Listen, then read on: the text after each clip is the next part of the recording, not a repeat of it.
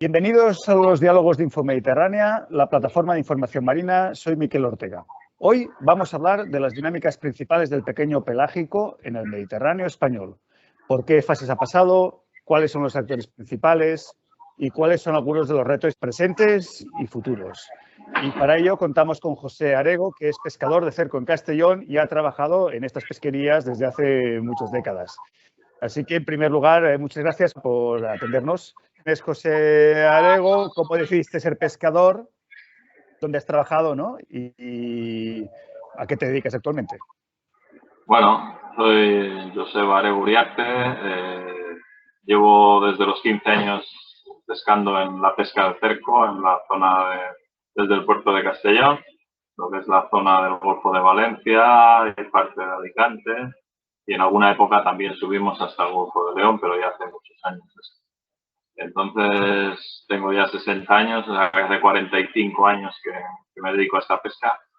Y yo llegué a la pesca porque, bueno, mi padre pescador, mi abuelo, mi bisabuelo, mi tatarabuelo, o sea, que se pierde en el tiempo.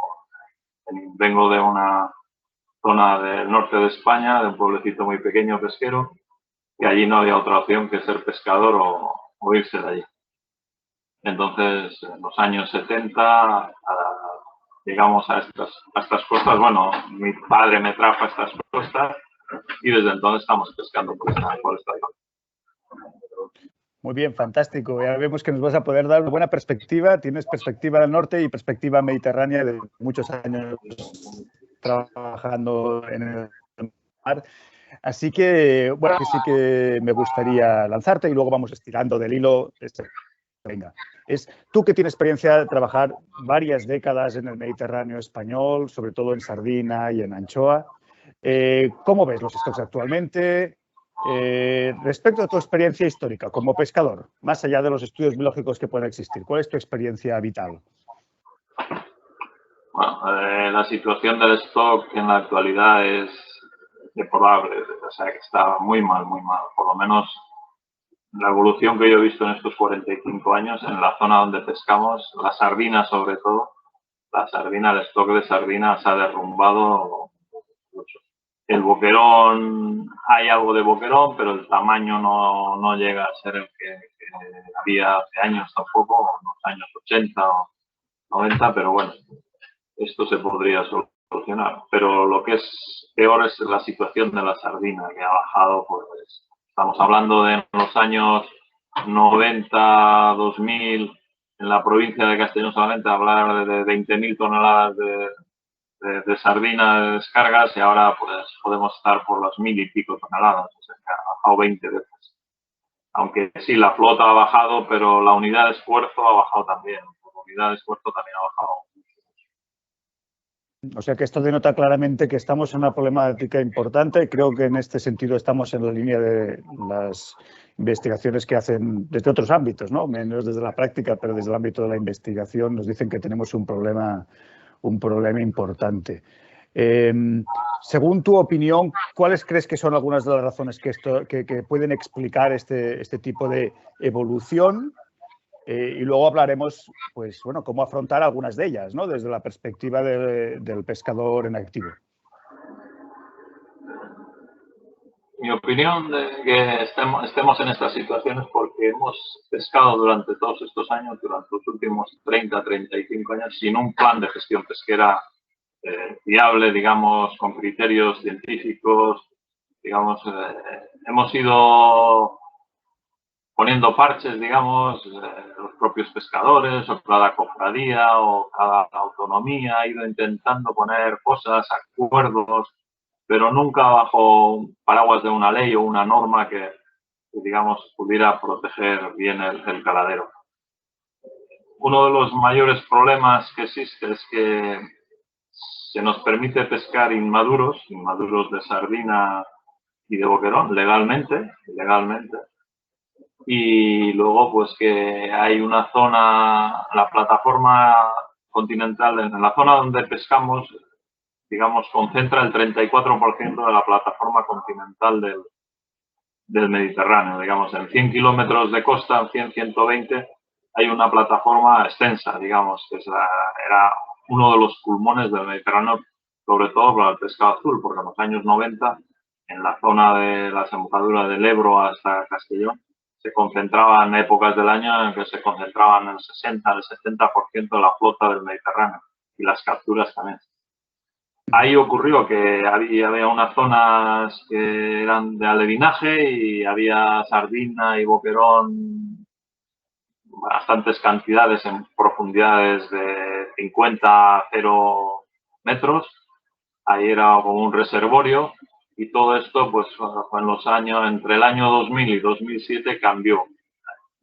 La legislación cambió, a los arrastreros se les permitió llegar a las 3 millas de la costa, que es una zona de alevinaje, y los cerqueros empezamos a pescar sardina legal pero inmadura. En los años 2005-2007 en la zona de Vinaròs hubo un repunte de descargas, que se puede ver por las estadísticas, que todo eso coincidía con sardina muy pequeñita, que comercialmente antes no tenía ninguna salida, pero luego se le dio una salida comercial con las latitas de sardinilla. Y claro, todo esto sumado con la flota de arrastre más la de cerco, pescando todo esto, el stock de sardina pues fue a menos. Luego también tenemos el hándicap ahora de que el atún rojo se ha recuperado mucho y claro, en toda esta zona también está afectando. Y bueno, luego pues la contaminación, el cambio climático y tal, pero claro, son cosas que nosotros ahí directamente no podremos hacer muchas cosas. Simplemente gestionando la gestión pesquera y se podría solucionar, porque en los años 60 en esta zona, 15 años antes de que yo me pusiera a pescar, o sea que el año que yo nací, en esta zona se tuvo que hacer un plan experimental de arrastre de Castellón, que todo el mundo ha oído hablar de él, pero muchos no lo conocen. Y hoy en día muchos pescadores de la zona no quieren oír hablar de él. Es como tabú oír hablar de ese plan que dio tantos resultados y que yo creo que luego tenemos tiempo de tratar este tema específicamente, creo yo, porque en temas de gestión sí que quería preguntarte cosas diversas, porque tienes experiencia amplia y nos va a interesar muchísimo. Pero antes, para situar a nuestros oyentes, creo que es importante también entender cuál es la dinámica actual en el ámbito de la comercialización, ¿no? El ámbito ecológico, creo que todos lo hemos... hay un acuerdo, en cierta manera, de la mayoría de la situación, que tenemos un problemática en los stocks, pero en el ámbito del mercado, a mí me gustaría que nos explicases un poco, también viendo tu experiencia, ¿no? ¿Cómo afecta el hecho de que cada vez estemos en un contexto de un mercado, para empezar, más interconectado, ¿no? Hoy en día llega pescado, llegan sardinas, llega boquerón, llegan anchoas de todo el mundo prácticamente, ¿no? ¿Cómo afecta el hecho de que esta combinación, que está complicado, en un estado complicado, y por otro lado, otros stocks en otras zonas que están evolucionando de manera más diferenciada, ¿no? ¿Cómo eso es a nivel comercial, ¿no? Sí, en el punto comercial pues ha sido siempre nuestro talón de Aquiles, ¿no? La pesca de bajura, pues siempre, nunca nos hemos preocupado mucho de ese aspecto, y lo nuestro ha sido pescar y no sacarle el valor añadido que realmente tiene el producto, porque es un producto de proximidad, un producto de calidad, de frescura y con propiedades que son buenas para la salud. Entonces no nos hemos preocupado de esto. Y ahora las importaciones de pescado. Portugal, por ejemplo, el caladero de Portugal hasta hace muy poco tiempo no disponía de mucho boquerón, no había anchoa por aquella zona. Al recuperarse el Cantábrico les ha ido bajando y ahora hay épocas del año en que nos hace mucha competencia el boquerón de Portugal. Luego, cuando empieza la campaña del Cantábrico, pues también nos vuelve a hacer la competencia y bueno, ahí vamos tirando. Pero claro, si tuviéramos suficiente boquerón y de calidad en esta zona, pues algunos días que fallan allí y tal, iríamos compensando. El problema es que al no haber aquí, poco podemos hacer. Y con la sardina, pues los precios hoy en día, lo que es la comercialización del pescado azul ha cambiado mucho. En los últimos 20-25 años, hará unos 25-30 años, el 80% del pescado azul se comercializaba por medio de los mercas. sea, que viene Mercamadrid, Mercabarcelona, Mercabilbao, Zaragoza, Valencia. Entonces, de ahí se comercializaba. Ahora han entrado en juego las grandes superficies y, claro, ya margen de beneficios para nosotros ha bajado porque no sé qué ha ocurrido, pero se ha devaluado. O sea, que teníamos mejores precios cuando había más competencia entre los exportadores de pescado, digamos. Ahora son 3 o 4 los que controlan un poquito el mercado y luego son los que hacen las importaciones en grandes cantidades también porque tienen capacidad para importar de otros países y, claro, esto está cambiando totalmente la forma de comercializar y los precios, claro. No hay una continuidad y unos precios que la sardina hay días que vale mucho, al día siguiente no vale, el boquerón le ocurre lo mismo y tenemos muchos problemas. Hoy en día uno de los temas que está sobre la mesa en el Mediterráneo es el plan del cerco. Ya hace muchos años que hemos dicho, antes has comentado que no había una gestión efectiva sobre el plan de cerco, que se iban haciendo elementos puntuales. Hace unos meses que se ha planteado, hay que hacer un plan de cerco. Nos gustaría saber un poco cuál es tu opinión al respecto, cuáles son los aspectos claves y qué podemos esperar de esto. Sí, el año pasado salió un borrador de plan de gestión para el cerco. Nosotros hace 7 años ya hicimos un documento de protesta ante la administración o de malestar diciendo de la situación que estaba viviendo el caladero, incluso antes de que Europa se pusiera las pilas con el plan de demersales y tal. Unos 6 meses antes de aquello fuimos a Madrid, expusimos toda nuestra problemática e incluso fuimos con un plan. Luego nos dijeron que presentáramos otro plan, presentamos otro plan bastante ambicioso y la sorpresa nuestra fue que en todo este tiempo, digamos, han pasado 7 años, pues en 4 o 5 años, porque primero había un gobierno en funciones, otro no, han pasado unos secretarios generales, volvieron otros. Llegamos aquí y el año pasado nos presentan un borrador de plan que, bueno, lo rechazamos de plano porque una de las primeras cosas por lo que lo rechazamos es que la nueva ley seguía sin proteger a los inmaduros, o sea que para nosotros es fundamental proteger a los inmaduros legalmente, que a los cerqueros de la GSA se nos imponía una reducción del esfuerzo pesquero superior a los de las otras GSAs, que también que no es normal, porque claro, si tenemos que recuperar todo el caladero del Mediterráneo y los cerqueros nos movemos de puerto base y de provincias y de autonomías, claro, deberíamos de realizar todos un esfuerzo similar para recuperar. Luego, los topes máximos de captura diarios y semanales de cada GSA no se corresponden con la realidad de la situación de los stocks ni las dimensiones de la flota de cada zona también. Porque, claro, por ejemplo, en la GSA 1, que la plataforma continental no es tan amplia ni hay unos stocks tan abundantes como los que puede haber aquí, aunque aquí el stock está mal, pero si sumamos toda la plataforma continental hay más, ¿no? Allí la sardina, por ejemplo, a nosotros se nos ponía un tope de 1.500 kilos semanales y en la GSA 1 seguían con 4.000 kilos diarios, o sea que había cosas que no nos entendíamos. Y luego, otro punto que también por lo que rechazamos ese plan es porque el borrador no valoraba la acción de la pesca de arrastre en los stocks de pequeños pelágicos, o sea que no lo tiene en cuenta. Y luego no tenía en cuenta tampoco el aumento de la población de atún rojo, en los últimos años atún rojo y pez espada, que también se ha recuperado mucho y hay mucho. Bueno, es buen síntoma. Quiere decir que cuando se hace un buen plan y se gestiona bien, el mar responde y el caladero se nota que recupera. Y luego tampoco en el borrador no contemplaba nada las consecuencias por la contaminación marina ni el cambio climático. Y no contemplaba, como último punto, no contemplaba ningún tipo de ayudas para el sector durante la ejecución del plan. Claro, ahora, por ejemplo, están los fondos europeos, que claro, son para 7 años, y en la agricultura, por ejemplo, les permiten concentrar los 7 años en 1 o en 2.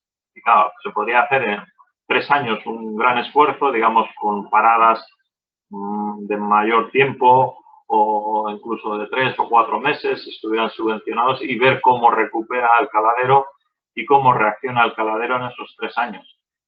Porque ya sería un tiempo en el que el caladero podría notar algo puede decir. Por esto rechazamos este plan que bueno, el borrador del plan que salió. Está claro que aquí hay muchos elementos de divergencia respecto a la propuesta inicial. Vamos a ver cómo va evolucionando. Creo que has tratado algunos temas que son muy importantes y me gustaría profundizar un poco más, sobre todo mirando hacia el futuro, a ver qué elementos podemos aprender de todo esto, ¿no? Uno es el tema de los inmaduros. Esto es claro desde el punto de vista ecológico, ¿no? Hoy en día se permite todavía capturar de una manera legal, como señalas tú, peces inmaduros, ¿no? Cosa que eso obviamente dificulta el futuro de las pesquerías y el futuro de los pescadores, ¿no? El segundo elemento que me gustaría que comentases es justamente esta relación que hay entre diferentes pesquerías, ¿no? Es obvio que al final se comparte territorio hoy en día de la pesca de cerco, la pesca de arrastre, las otras artes existentes, ¿no? Y aquí un elemento que antes señalabas era el tema del Plan Castellón, ¿no? Que fue un plan conocido en la zona, muy relevante, un punto de unión entre pescadores, científicos, gestores, en una situación de emergencia, ¿no? Que tuvo lugar hace unas cuantas décadas. Me gustaría que me explicases por qué cuando hablamos de este tema siempre pones sobre la mesa la importancia de este plan. ¿Qué se puede aprender de este plan cara a la gestión actual, ¿no? Bueno, uno de los inmaduros queda claro que, por lo menos mi opinión es que hay que protegerlos y yo creo que es el futuro, ¿no? En el atún rojo, por ejemplo, lo hicieron, o sea que se permitía pescar atunes de 8 kilos y bacoretas más pequeñas también, que eran atunes, al protegerlos hasta la talla de primera madurez sexual, que es sobre los 25-30 kilos, pues claro, el stock en 7-8 años ha pegado una explosión y, bueno, aparte del control que ha habido y aparte de las cuotas que se han asignado, que eran pequeñas, pero bueno, el cambio el aumento de stock ha sido tremendo. En cuanto al plan experimental, yo es un plan que al principio lo conocía de oídas también, pero luego empecé a estudiarlo y a valorarlo porque tuve la suerte de conocer a las personas que hicieron posible aquel plan y hablar con ellos. Claro, yo entonces era muy joven y cuando ellos me decían, tened cuidado, que todo esto se puede cambiar, y yo decía cuando yo tenía 30 o 35 años, ¿cómo se iba a acabar la sardina en Castellón? Que había toneladas y toneladas y teníamos un tope diario puesto por nosotros. El resto del Mediterráneo no lo tenía. La administración no imponía ningún tope diario ni nada.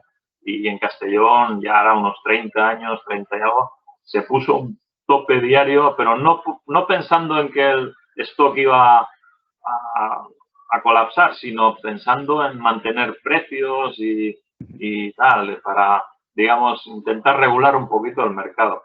Que luego todo esto pues ha ido cambiando con el tiempo. Pues esta evolución, aquellos hombres ya nos advertían de que no podía ser. El plan experimental no se hizo por capricho, se tuvo que hacer por necesidad. Se estuvo viviendo una situación crítica y en aquella época los barcos ni tenían la tecnología que hay ahora, ni tienen ahora, ni el caballaje, ni los equipos electrónicos, ni tampoco existía la contaminación, ni el cambio climático, había atunes, había de todo. Pero los pescadores se lo estaban pasando muy mal. Entonces, unos científicos se sentaron con ellos y decidieron hacer un plan. Y claro, primero tardó en cuajar, estuvieron 1 año o 2 de negociaciones, estábamos en una época, España vivía la dictadura, allí no había democracia, no se podía, los militares mandaban en todo lo que era la pesca, y bueno, pero aún así todo, pues siempre hay gente que es más con mayor visión de futuro e incluso pues, se pusieron a trabajar y trazaron el plan. Y el plan, pues, fundamental, vieron que había que proteger a los inmaduros y para proteger a los inmaduros lo mejor es proteger la zona donde están los inmaduros. Entonces dijeron, bueno, hay que protegerlo a los 50 metros de profundidad. Digamos, claro, en esta zona esa superficie es grande. Cuando hablamos de 50 metros, en la zona de Vinaroz, por ejemplo, estamos a 9 millas de la costa. Digamos, claro, hay una gran superficie, es una plataforma placentera y está... Pero claro, todo esto empezó así, se protegió ahí, se hicieron 3 meses de veda cuando biológicamente le coincidía para lo que era la merluza, el salmonete, bueno, el pescado que había en la época. Y bueno, incluso se financiaban su propia vigilancia porque no había ni medios de vigilancia para controlarse, y ellos mismos de sus capturas diarias aportaban, dependiendo del caballaje del barco, unas cantidades en pesetas que luego se utilizaban para pagar al barco que hacía de patrullero, porque como no había radios ni teléfonos, los militares o el celador iba de un puerto a otro, se embarcaba en un barco y ese barco se iba hacia una zona. Los barcos tampoco tenían radar y cuando llegaba ya a la zona y veía barcos calados en menos de 50 metros, hola, tú, denunciado.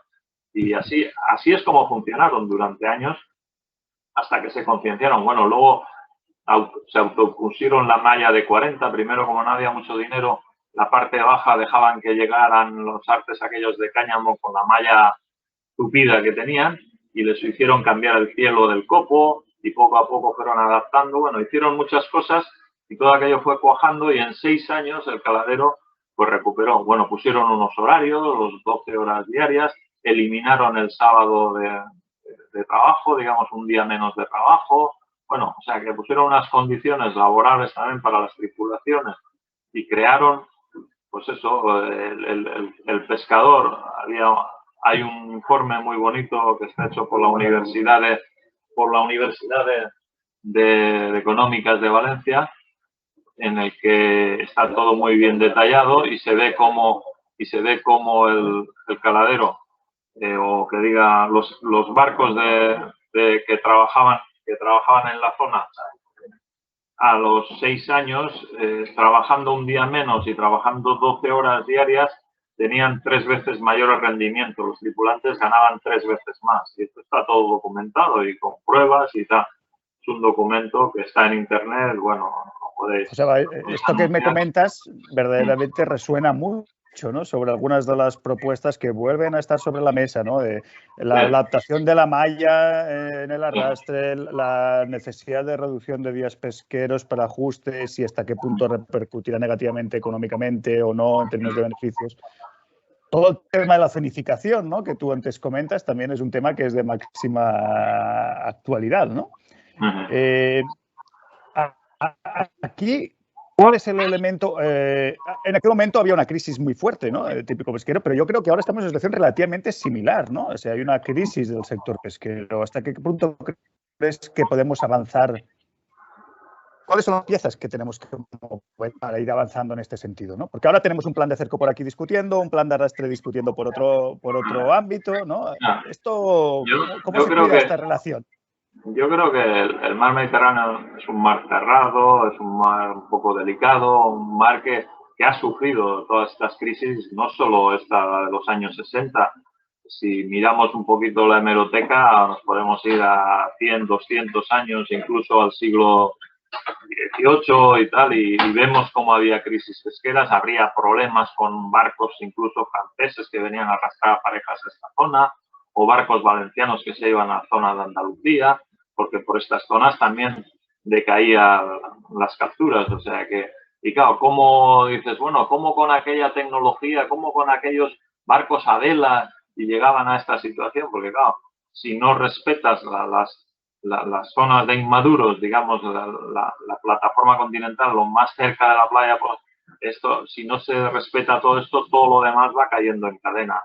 Digamos, al no haber pequeños, no puede haber grandes.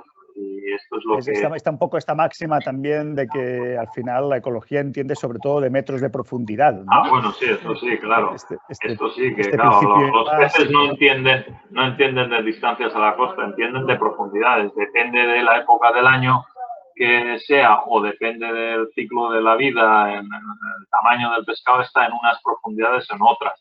Y esto se nota por toda la costa. Hay veces que la plataforma, los 50 metros, están a 9 millas y el pescado está a 9 millas de la costa. Y hay otras zonas de la costa que está a 3 millas y el pescado está a 3 millas pero a 50 metros.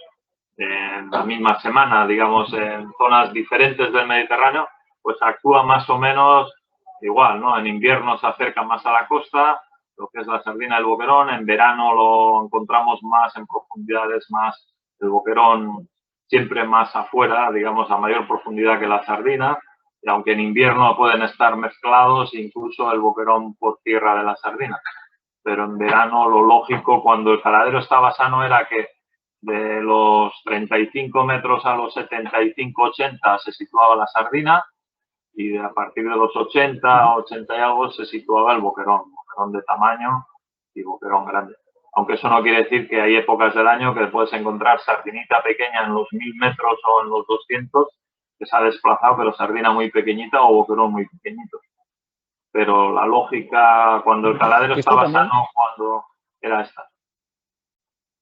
Que quería justamente también un reto que se plantea más urgente que nunca también en el Mediterráneo, ¿no? Que es el hecho de que, bueno, el factor de la gestión pesquera es básica, pero es cierto que hay otros factores, el cambio climático, que está muy ligado pues, a la alimentación, por ejemplo, de los peces y, por lo tanto, a toda la cadena trófica. Tenemos también en algunos puntos elementos de contaminación o de eliminación de la contaminación, incluso afecta también a la distribución, ¿no?, ecológica. Esto requiere una capacidad de adaptación de gestión importante, porque es muy difícil de tratar todo conjuntamente. ¿Tú, con las herramientas que tenemos hoy en día, podemos hacerlo? Porque a veces yo tengo la sensación de que las normativas son tan rígidas y cuesta tanto cambiarla cada una de ellas que vamos por detrás de la realidad del cambio del mar, ¿no?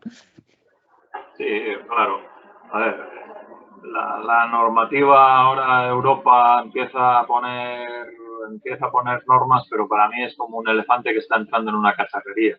No intentan adaptar normas de otros caladeros, de otras zonas, y el Mediterráneo es muy peculiar y cada zona del Mediterráneo cambia también.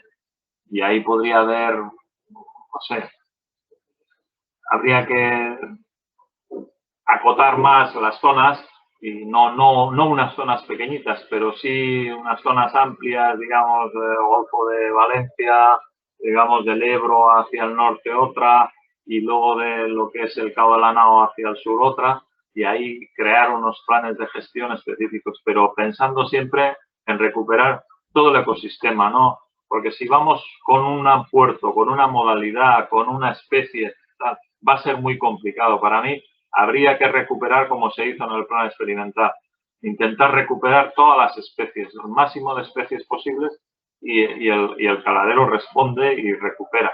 Pero ahora mismo pues Europa se está esforzando en recuperar la merluza o el salmonete y la cigala o la gamba y tal. Pero claro, si recuperamos la merluza, sí, han puesto unas zonas de alevinaje en profundidades que ellos sabían que hay concentraciones de merluza pequeñita, que sí que ha respondido en un año que llevan esas zonas. Los pescadores de arrastres sí que notan mejorías, o sea que hay recuperaciones con un año, pero claro, cuando estas merluzas empiecen a crecer, tendrán que comer y normalmente tienen que comer pequeños pelágicos y si no hemos recuperado los pequeños pelágicos que están mucho más a tierra, no están en los 100, 120 metros, sino están en 30, en 40, en 25 metros, en 35, en 15 metros. Hay que recuperar esas zonas para recuperar el stock. Y luego, claro, el pequeño pelágico es la gasolina, es el del motor del Mediterráneo, es el que mueve muchas más especies. Hemos estado hablando de diferentes aspectos del ámbito de la gestión y la comercialización pesquera del pequeño español. Me gustaría hacerte una pregunta un poco general, pero que me consta que está en el pensamiento de muchos pescadores, que es el tema del relevo generacional. El problema del relevo generacional. Yo querría preguntarte,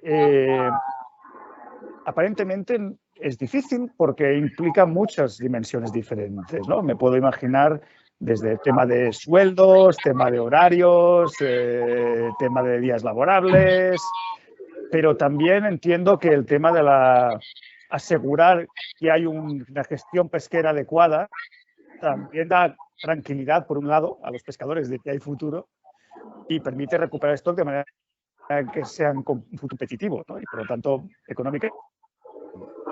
Me gustaría saber cuáles son las piezas básicas que crees que hay que trabajar para conseguir un poco garantizar este relevo generacional. Ya, para garantizar el relevo generacional, lo primero que tiene que haber es ilusión en las personas mayores que transmitan esa ilusión a los que vengan detrás. Pero claro, si la mayoría de personas que conozco, todo el mundo está contando los días como en la mili, a ver cuántos días le quedan para jubilarse y largarse de aquí y no preocuparse de lo que queda, claro, esto es lo que está espantando a mucha gente joven, porque la gente joven dice, bueno, ¿a dónde voy yo? Si ahí no veo futuro, si los que están se quieren largar y no ven futuro, claro. Pero yo creo que sí que tiene futuro, porque por eso digo, cuando repasas la historia y ves que conoces que esta zona ha sufrido, por eso es tan importante que los pueblos conozcan su historia, o si no vuelven a repetir los mismos errores o vuelven a repetir la misma historia. Entonces, yo creo que si hubiera un buen plan de gestión pesquera, como en otros caladeros se ha ido recuperando poco a poco, bueno, que no vendría la gente, o la gente joven tiene otras opciones y tal, pero bueno, sí que se podrían pues, alterar las condiciones también laborales, aparte de que el precio pues, se ganaría más dinero y las condiciones laborables podrían ser mejores. Incluso con el plan experimental de Castellón se vio, ahí se impusieron unos horarios, porque antes de aquello no había horarios, los barcos arrastraban de noche, de día. Siempre que hubiera buen tiempo eran barquitos muy pequeñitos. Estamos hablando de barcos de 15 metros, 18 metros, con potencias de 50, 80 caballos, pero no paraban de trabajar mientras que hubiera calma y donde pudieran, porque no había ni servicios de vigilancia ni nada. Ahora, pues, si el caladero se fuera recuperando y hubiera suficiente stock, incluso se podría trabajar un día menos a la semana, se podría trabajar menos horas. Entonces, esto atraería a mucha gente, a gente joven que, bueno, y si aparte de esas condiciones laborables de menores horas y menos días de trabajo a la semana y tienes un sueldo digno, pues yo creo que el relevo generacional estaría asegurado. El relevo generacional siempre es cuestión de dinero, ¿no? Si hay dinero, pues siempre aparece alguien. Bueno, Joseba, pues muchísimas gracias. Me alegro muchísimo que acabes con este punto de espera, porque se puede conseguir un stock en buenas condiciones y pescadores que puedan trabajar en buenas condiciones y tengan relevo generacional, por supuesto. Creo que lo hemos visto en otras en conseguirlo en el Mediterráneo. Así que gracias una vez más por participar en estas entrevistas de Info Mediterránea y mucha suerte en la pesca y en el futuro. Gracias. Vale, igualmente, gracias a vosotros.